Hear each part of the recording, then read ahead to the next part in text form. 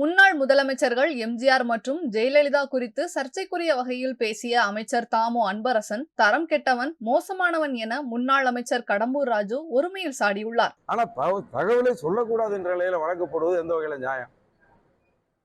அதே போல இந்த தாமு அன்பரசன் அவர் இன்சிலே பாருங்க, தரம் கெட்டவன், மோசமானவன், அதான் அன்பரசன்.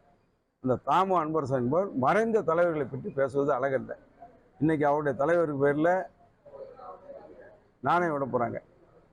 அவர் நாணயமானவராங்கிறதெல்லாம் நாங்கள் பேச ஆரம்பித்தோம்னா, ஏன்னா நாங்கள் அரசியலில் புரட்சித் தலைவர் அம்மாவும் புரட்சித் தலைவர் எம்ஜிஆர் அவர்களும் எங்களை வழிநடத்தியிருக்கின்றார்கள்.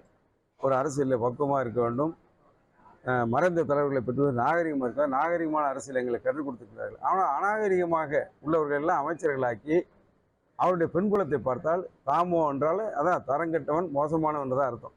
அப்படிப்பட்ட அன்பரசன் ஒரு அமைச்சர், அவருடைய பின்புலத்தை பார்த்தா அது வெட்கக்கேடான விஷயம். புரட்சித் தலைவர் அம்மா அவர்களை வாய் கூசுகின்ற அளவிற்கு ஒரு அமைச்சர் பொது வழியில் பேசுகிறார் என்று சொன்னால் அதையும் கண்டிக்க தவறிய முதலமைச்சராக இந்த ஸ்டாலின் இருக்கிறார்கள். இதிலிருந்து அவருடைய தரமும் எந்த அளவுக்கு இருக்கின்றது என்பதை நான் பார்க்க வேண்டும். நிச்சயமாக இதற்கு திமுகவோ முதலமைச்சர் ஸ்டாலினோ திராவிட முன்னேற்றங்கள் யாராவது வருத்தம் தெரிவிக்கவில்லை என்றால் நிச்சயமாக அடுத்த கட்ட நடவடிக்கையாக அண்ணன் பொதுச்சார் அவர்கள் இது பற்றி கண்டனத்தை தெரிவிப்பார்கள். ஏற்கனவே கண்டனம் வெளியிடப்பட்டிருக்கின்றது கட்சியின் சார்பில்.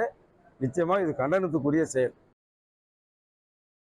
செய்திகளை உள்ளது உள்ளபடி தெரிந்து கொள்ள ரெஃப்ளெக்ட் நியூஸை சப்ஸ்கிரைப் பண்ணுங்க.